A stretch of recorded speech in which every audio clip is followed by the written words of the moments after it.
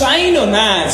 यो नाच एक जीवन्त नेपाली लोक नृत्य हो जुन मुख्यतया पश्चिम नेपालमा गुरुङ र मगर समुदायले खास गरी हिन्दू महिना वैशाखी पूर्णिमाको दिन परम्परागत वाद्य यन्त्रहरू र गायनका साथमा नाच्ने गर्दछन्।